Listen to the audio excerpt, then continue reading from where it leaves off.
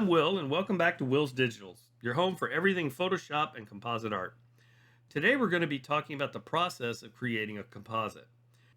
Specifically, one of the misconceptions about creating a composite, and that is that the artist has the idea of the completed picture pretty much in his head before he starts, and then he just sits down and creates what's in his head pretty much verbatim, and that's the end of it. Now, in my case, and in the case of most composite artists that I know, usually you have a general idea of what you want to do, and you open up Photoshop and you just start playing with that idea to see what happens. From there, you just experiment, you just try things. Some things work, some things don't. Sometimes you try to achieve something and it doesn't work. And oftentimes, though, you like the mistake much better than what you were trying to do. Sometimes you can't decide on something, and your indecision also has a bearing on what the composite looks like. Today, we're going to look at a composite I did recently called Strange Bedfellows. Let me tell you about the idea. I was recently looking at composites of an artist I really admire named Cyril Taban, and several of them featured rhinos. One had a rhino laying down with a child right by its horn. Something clicked in my head that the rhino needs a kitten for a pet. I don't know why, but that's where this all started. So I wanted to make a composite with a rhino and a kitten for a pet. That's really the whole idea behind it. So let's see how this piece came together. First, we're going to turn off all the layers all the way down to the bottom. And let's look at the background. So I decided to use an abstract background to start with, just so I could build on it. I didn't want something that was, actual African desert scenery. I just wanted kind of a mishmash in the background so that it didn't take away from the main subject. So I thought a rhino's in the African desert, right? So let's get something kind of warm. So that's why I decided on this texture. It's got the yellows and the oranges and the browns, a little bit of the green. And to me, it just kind of said, African plains or whatever. So the picture of the rhino that I had was one that was laying down, which I like. So I brought that in, but because he was laying down, there's grass and all kinds of stuff. So the extraction was kind of ugly at the bottom. So I decided to use generative fill to add some grass to kind of cover that up. And I did that for the most part. Now, we will get into it in a minute, but you notice it didn't cover up his mouth here. That's part of a, quote, happy accident, because I originally had a different kitten down here who's playing around his horn, and it just wasn't working for me. So I got rid of that, and this is kind of where that ended up. Now, next in the stack, you see some more layers of grass, which I did kind of use to cover up his problem with his jaw. But I didn't do that until a lot later. So let's just hold off for a minute on turning those on. Now, I wanted leafy trees to show up in the corner. So I added these in, and I thought they looked okay. They will take a drastic turn in a little bit here. But next, we added the kitten. And I should point out, as I said, this is not the first kitten I added. This is the second. I couldn't get the one playing around its horn to do what I wanted. So I went with this one climbing on his head and his back. Now, as you can see, the kitten has a layer mask. And I used that to get rid of his back legs because he's crawling over the back of the rhino. So his legs really shouldn't be visible. I also added a drop shadow to kind of separate him from the rhino a little bit. Now we add a color lookup and a curves layer. And I did these for something we're going to see in a moment with the happy accidents. So let's skip those real quick also. And there's more grass. We'll skip the grass for right now as well. It was at this point that Indecision and Happy Accident started kicking in. I thought that maybe this should be at night instead of the daytime. The way the picture was starting to look to me was like the rhino kind of reminded me of an exhausted parent, and the kitten looked like the child that would never calm down or go to sleep. So I used a hue saturation adjustment layer and some curves adjustment layers. and we kind of turned this into night. So, of course, I had textures at the bottom of the file that were warm. So maybe the common sense thing I should have done was switched out the background texture for something cooler. But that's not what I did. I just plowed ahead. Now, remembering that the whole goal of this is to change it to cool nighttime colors, what texture did I grab to overlay next? Well, the same warm one at the bottom, of course. I mean, why would you not, right?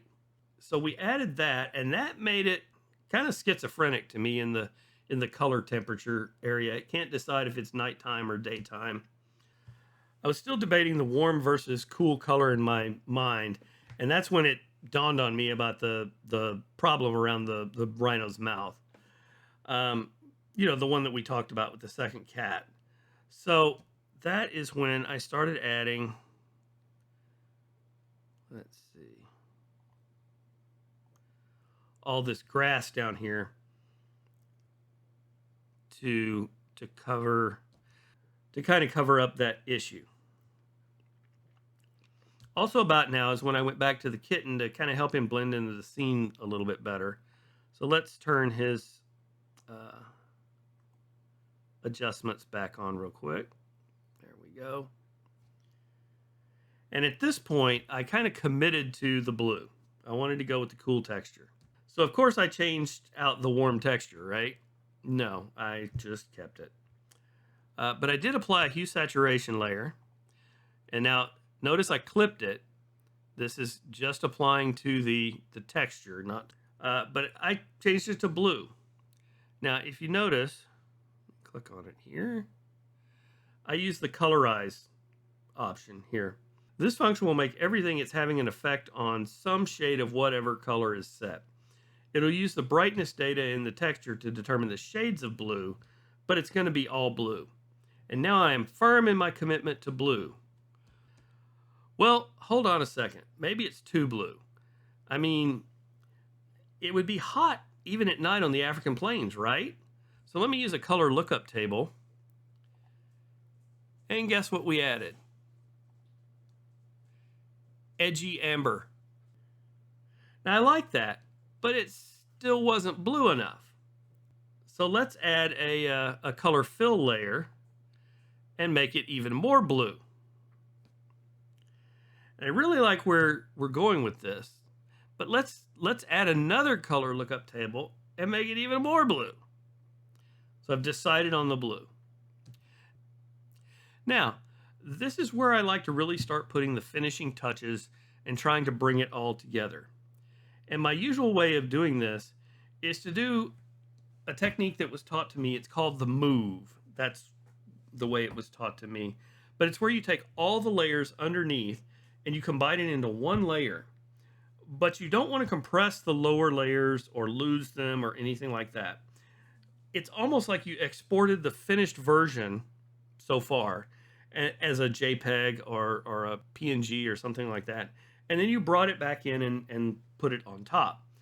Now the keyboard shortcut for the move is Shift Control Alt E on a PC or Shift Command Option E on a Mac. Now, after I've done that, I convert it to a smart object. The whole reason for doing this is now I can use filters on the finished entire piece as opposed to using filters on a single layer. So let's turn that on. There we go.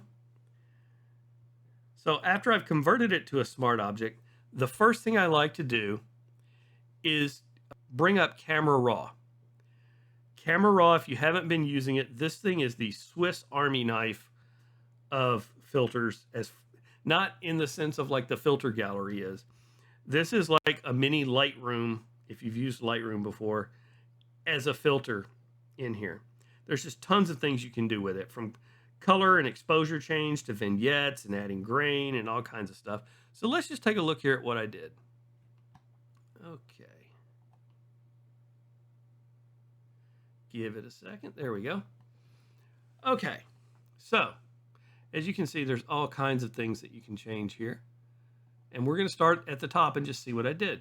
I boosted the exposure to make it a little bit brighter. And then I brought up the contrast to kind of make it pop just a little bit. I brought down the highlights to try to bring less attention to the hot spots on the Rhino. I was trying to make this look a little bit more like moonlight, like it was a bright moon, than what it was, which was she was kind of laying out in the sun. I brought back the shadows and the blacks to give it a little bit of a dark mood. Now let's take a look at the colors. In the colors, I added just a tiny bit of yellow to kind of give some, it was a little blue. Let's just be honest. It was a little blue.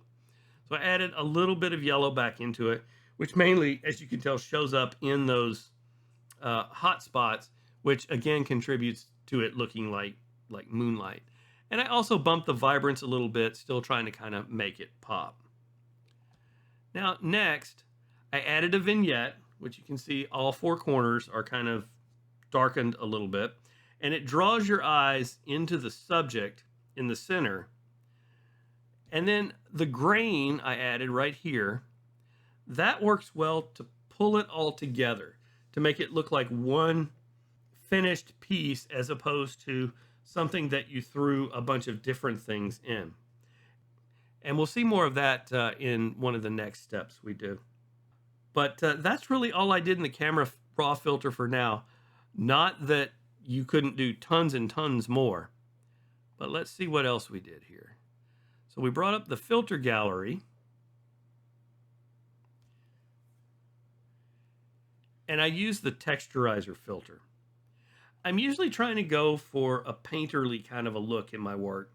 And one of the things that helps, I feel, is if it looks like it's on a canvas. So the texturizer is the filter that can do that fairly easily.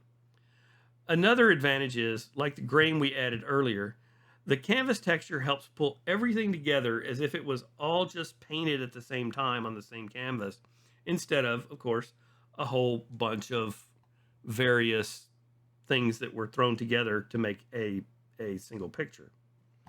Now, we notice that the grain, we can really see it here, but it's zoomed in. So let's back it out. Now, I'm sorry, not the grain, the texture. Now it looks more like, honestly, it was painted on a canvas. Now, because the move is its own layer, let's get out of here and let me go back to the move.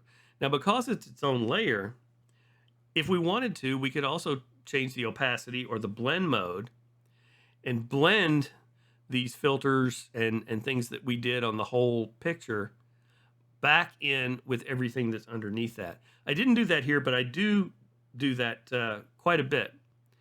Now, the final thing we did is a couple of curves layers, and they're very subtle, but the first one, as you can see because of its mask, I just brightened up the subject a little bit to make the rhino and the kitten pop a bit more. The final one is just to bump up the brightness a little more. I got to this point and I thought it's still just a little dark. I wanted a little lighter. And I probably could have gone back into the smart filters under the move and done that, but I just grabbed a curves layer because I was already here. Now, finally, of course, the signature layer, and we're done.